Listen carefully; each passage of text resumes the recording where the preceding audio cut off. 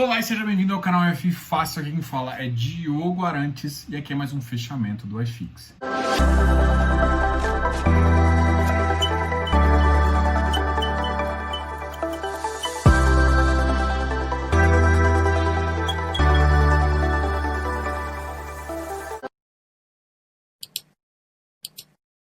E hoje a gente fala do fechamento, a gente fala dos ativos e a gente conversa um pouquinho das notícias. Hoje o Bovespa praticamente fechou no 0 a 0, uma queda aí de 0,14%, chegando a 113.590. Então, sim, a Vista deu uma queda, teve uma notícia sobre a PEC emergencial, mas logo devolveu a mensagem.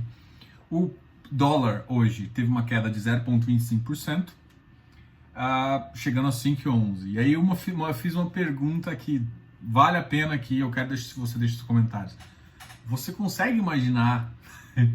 Era complicado, nunca ninguém imaginou que o dólar ia estar R$5. Você já consegue imaginar, ainda esse ano, dólar abaixo de R$5? Já pensou 4,90 agora no final de dezembro? Você acha que a gente tem economia para isso? Isso é bom, isso é ruim? Qual que é a avaliação que você faz?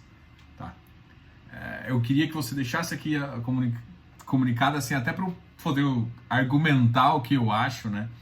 Dólar alto, muito alto, não é nunca muito positivo, até porque a gente não estava acostumado. A gente saiu de um dólar pré-pandemia, a gente teve um aumento quase de 20%. A gente estava num dólar na faixa de 4,60, 4,80 e de repente chegou a bater 5,70, né? Então foi um movimento muito brusco e muito forte, que de certa forma ajuda a gente economicamente, é claro, porque a gente começa a ter um superávit na nossa balança dolarizada. Então a gente tem que analisar isso como positivo. Algumas empresas que têm gastos, por exemplo, Petrobras, que tem gastos em reais, né? Que tem os gastos administrativos em reais e vendas em dólar, que venda do petróleo e outras coisas, apesar de alguns insumos também ser em dólar. Mas, no geral, quando você tem essa balança, também fica positiva, porque se sua receita está dolarizada. Agora, tem outros que impactam talvez um pouco negativo, mas, por exemplo, commodities de minério. Mas mesmo assim, as empresas de commodities de minério estão aproveitando uma alta muito grande. Até porque a própria nossa construção civil está com uma demanda muito alta. A China voltou a ter demanda alta. Então, tudo isso, na verdade, está ajudando. Para a construção civil, a gente viu um detalhe muito engraçado, que o custo de construção cresceu, o preço de venda não, e aí essa matemática vai ficar assim até quando? Então a gente precisa que esse... É claro que do ponto de vista do consumidor, todo mundo quer preços baixos, mas cada vez como essa margem está diminuindo, fica mais interessante. Continua sendo ainda positivo, porque a gente está com uma taxa de juros a 2%, então o empresário ainda está apostando, mas a gente pode ver uma virada aí se esse preço não deslocar. Esse preço só vai aumentar quando o consumidor entrar e o consumidor entrar forte. E o consumidor é um pouco ligado ao otimismo de mercado, a um mercado, não só o mercado, né? Uma economia mais... ter mais emprego, ter mais coisa. Então, assim, eu sei que ninguém gosta, às vezes, de eu conversar sobre isso com vocês, mas na minha cabeça aqui, eu fico pensando nos cenários que pode acontecer, até para ver possibilidades de fundos imobiliários que encaixam nos cenários positivos e nos cenários negativos. A gente nunca vai ficar, a gente tem que pegar ativos correlacionados, a gente vai montando carteira, e a gente tem que entender mais ou menos o que a economia pode esperar. E esse movimento de adequação de carteira é um movimento contínuo e que você tem que sempre fazer, tá? Então essa é uma das coisas que eu falo com o pessoal, eu tenho conversado bastante isso, e eu tenho ajudado algumas pessoas bem interessantes a fazer isso. Eu, assim, se você tem alguma dúvida, coloca lá no Instagram. Lá no Instagram eu faço uma análise. Eu fiz uma análise hoje um pouquinho sobre, justamente muita gente está preocupado, IPCA e GPM subindo. Bom, eu até fiz isso comentário na semana passada. O GPM, em teoria, vai começar a cair. O IPCA, sim, vai começar a subir. Dependendo de como o IPCA tiver uma marcação, vai puxar ou não o CDI.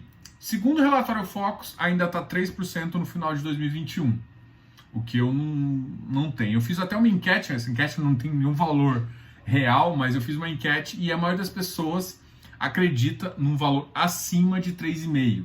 Então tá muito, assim, muita gente não tá apostando na taxa de juros baixa até o final do ano, até 3%. Então todo mundo acha que vai realmente subir mais rápido e você tem que pensar em como utilizar isso a seu favor. Um outro detalhe aqui é que para 2021 a gente vê no relatório Fox vê um dólar um pouco mais baixo. O dólar está mais baixo hoje que 5,22. Eu acho que pode inclusive fechar mais. Está no momento otimista e normalmente em dezembro existe uma tendência às vezes do mercado puxar, conseguir captar algum valor, às vezes até exagerado, mas é uma captação interessante. E essa captação, se vier um pouco do exterior sem... e assim, dezembro a gente tem uma vantagem que a parte política está de férias, né? Então assim, a gente não tem muito sobressalto nesse sentido e continua as coisas muito interessantes. A Selic é a 3%, o IPCA 2021 3,34%. Eu não consigo entender qual foi a base que eles usaram.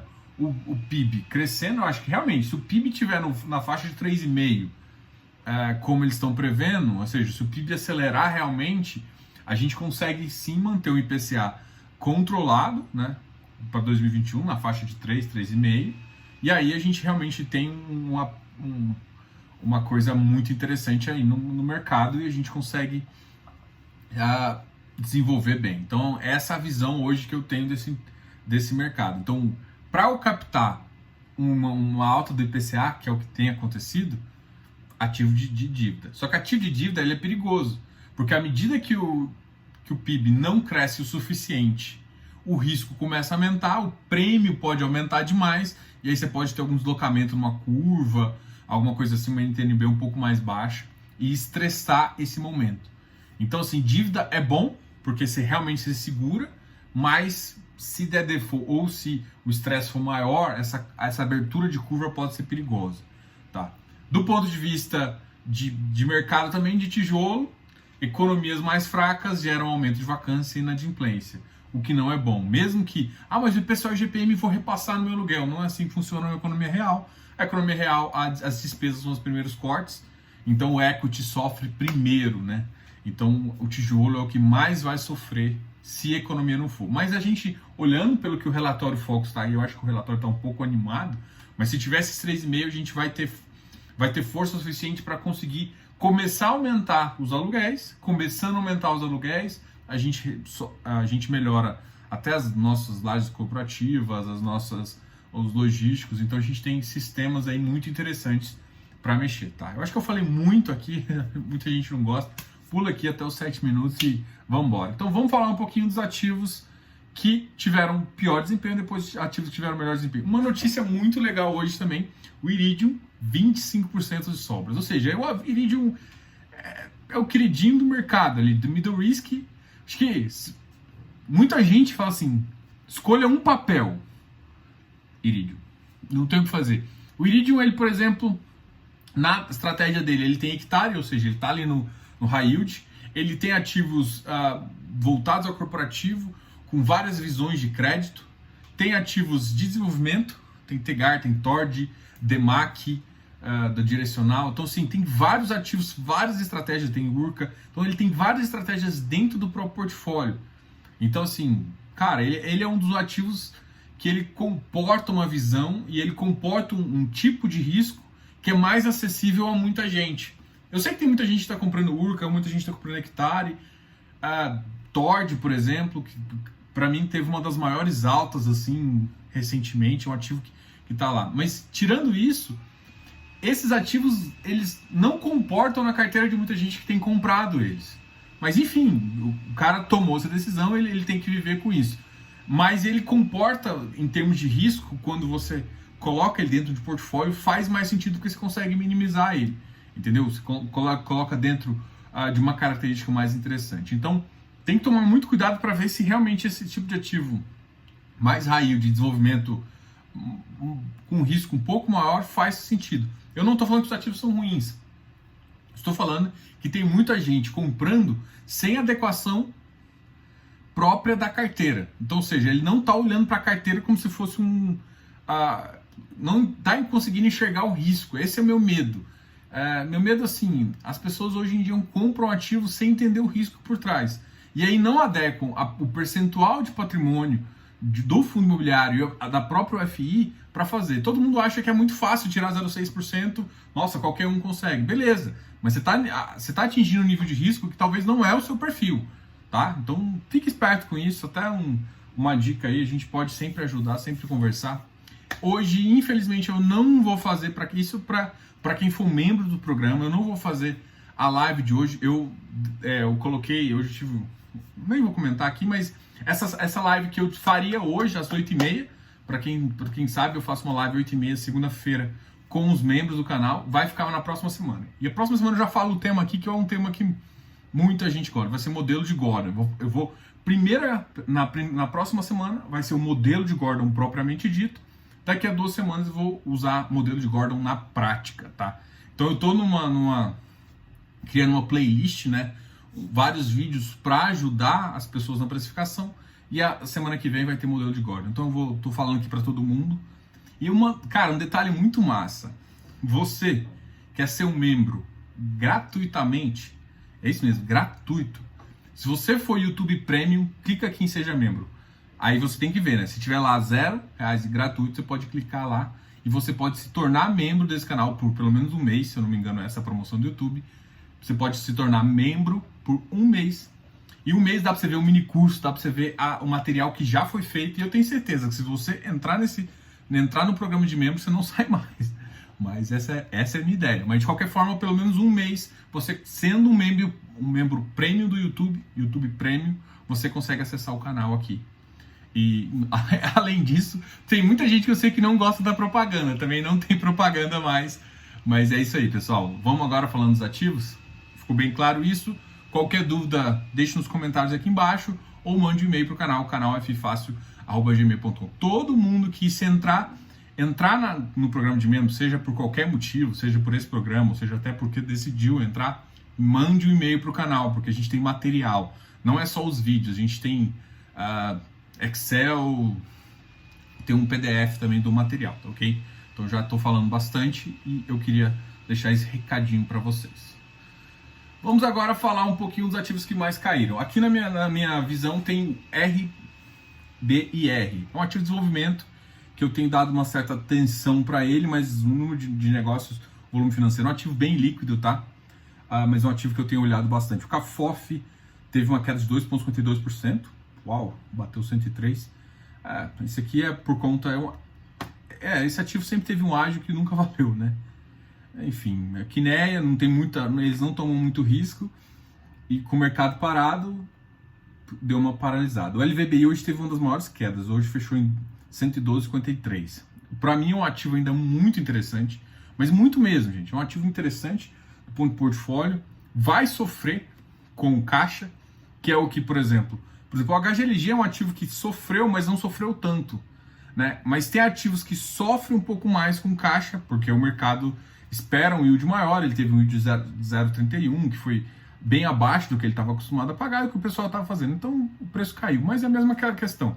Se você comprou um ativo imobiliário, saiu um inquilino, você vender seu ativo 10%, 20% mais barato só porque o cara saiu? Não, não é essa a filosofia.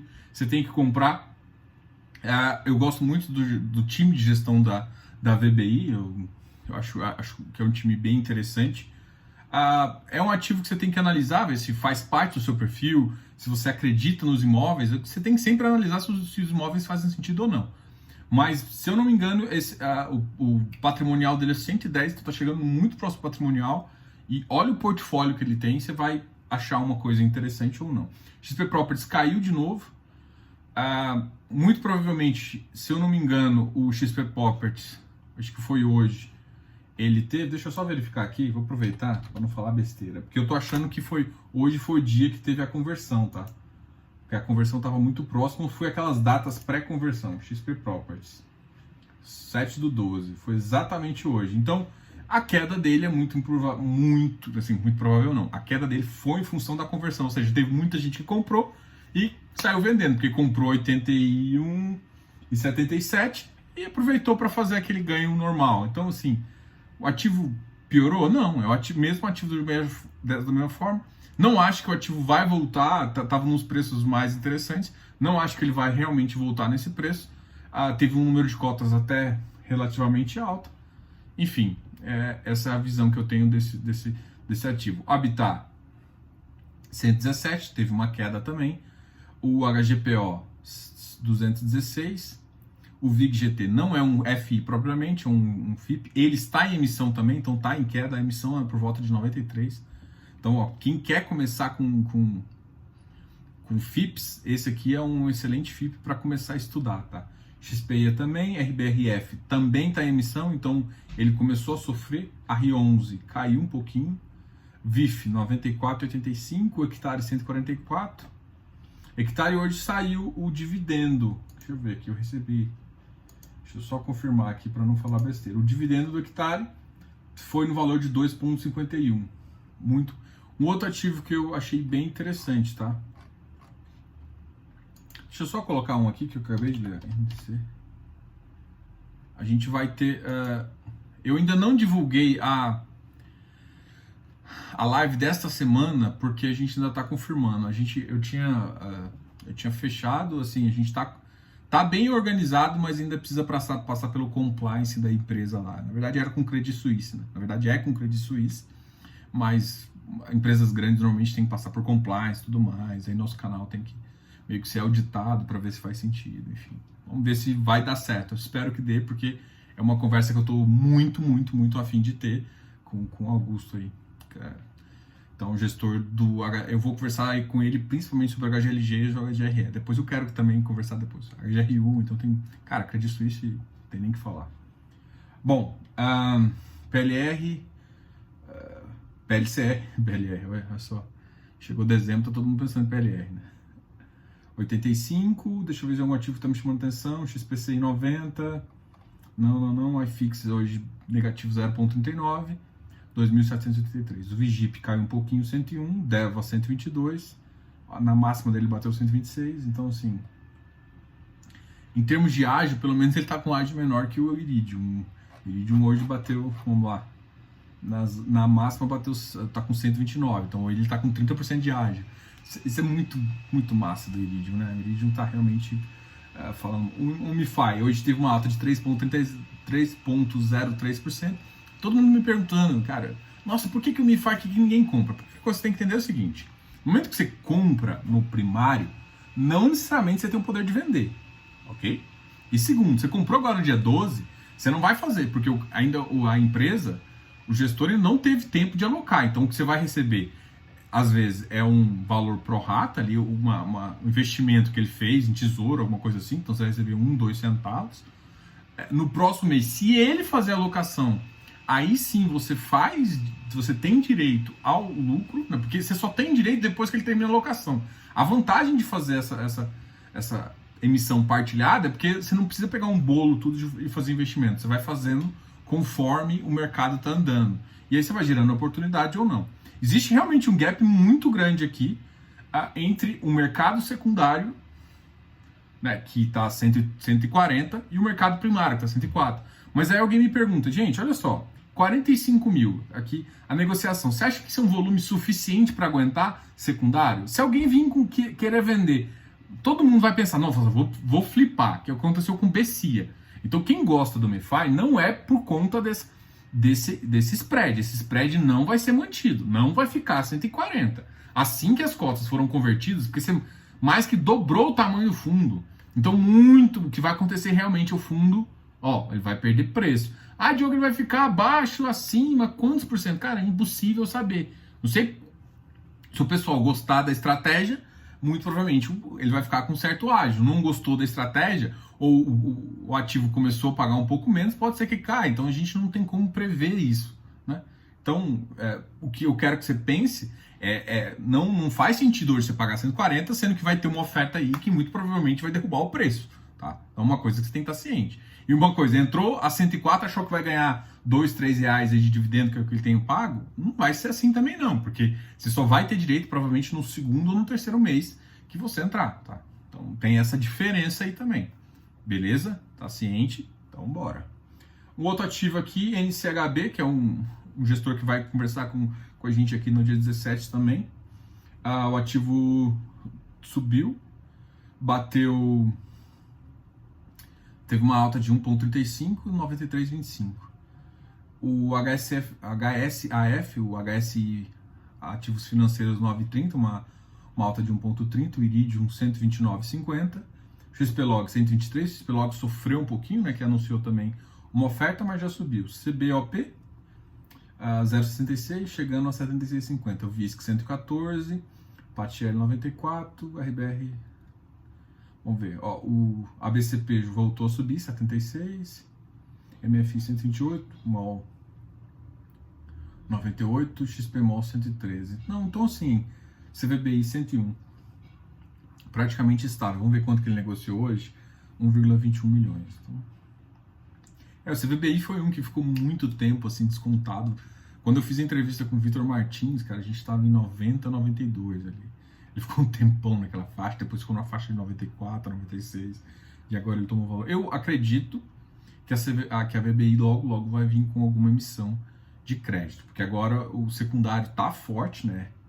E pode cair um pouquinho, mas eu acho que faz sentido, muita gente vai topar. Não sei se eles conseguem, colocando ali no VP, que eu acho que é em torno de 98, se eles conseguem, o spread ainda tá pequeno, então não sei se dá aquele volume, mas eu acho que já faz sentido ter uma nova emissão aí, uma adaptação de carteira, porque assim, o CVBI é uma carteira muito positiva, mas com certeza cabe algum ajuste agora com os produtos que tem, entendeu? Então o CVBI eu vejo isso. Então eu imagino que logo, porque eles não fizeram nada abaixo do VP, que foi uma das coisas que eles comentaram e realmente fizeram isso. Então, agora, se eles fizerem no VP, dá uma opção bem interessante. O AFCR ficou negativo 6,6, então beleza, os positivos foram esses, tá? Eu não falei do XP Macaé, que muita gente fala, hoje ele foi o segundo que mais subiu, com uma alta de 2,02, 49,90. Eu não gosto de falar de ativo que para mim é totalmente especulativo, tá? Então, enfim, gosta de especular. Aqui não é o lugar que eu normalmente converso sobre esse tipo de especulação, principalmente sem base, sem fundamento. Pessoal, a gente vai terminar por aqui. Só lembrando, cara, que essa semana vai ser uma semana muito movimentada. Tá tendo muito ativo, tá tendo muita oferta. O iFix travou ali no preço, ele não passa de agora nem os 2.800. Dezembro normalmente é uma época um pouquinho mais complicada, eu vejo isso. Normalmente é positivo, mas esse ano realmente não está sendo. Mas fiquem tranquilos, fiquem animados, dá uma parada para pensar no qual que é a sua estratégia.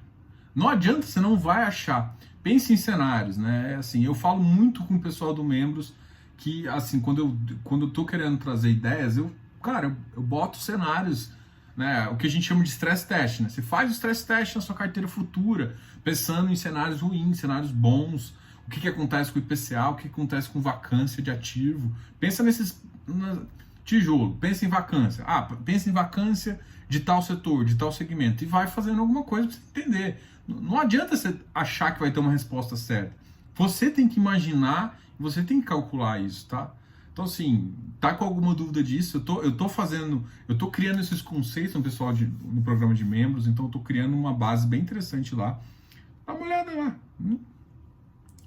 Não tá afim, cara, fica aqui que eu sempre comento algumas coisas muito interessantes. Aqui eu faço sempre os vídeos de fechamento e também faço os vídeos de conversa com gestores. Eu tô devendo muitos vídeos, eu sei disso, eu tô fazendo alguns treinamentos aí, alguns materiais, então eu não tô realmente publicando tanto, mas eu tenho um monte de vídeo que eu quero fazer. Faz muito sentido eu conversar, e eu também estou evitando de fazer análises, né? Justamente por conta de alguns aspectos aí. Então, mas eu vou voltar a fazer alguns vídeos de alguns ativos em específico para te ajudar a ver os pontos positivos e negativos e você tomar uma decisão. Mas, gente, o objetivo e a função é sempre você olhar o relatório gerencial, tá? Então, assim, eu não quero que eu seja... você vê um vídeo para ficar com preguiça. Não, vai olhar. Só que aqui vai ter um pouco da minha opinião, entendeu? Então é basicamente isso. Quero agradecer vocês por assistirem o vídeo até agora, porque eu falei pra caramba. Qualquer dúvida ou comentários, coloca aqui embaixo. Jogo Carão é Fácil.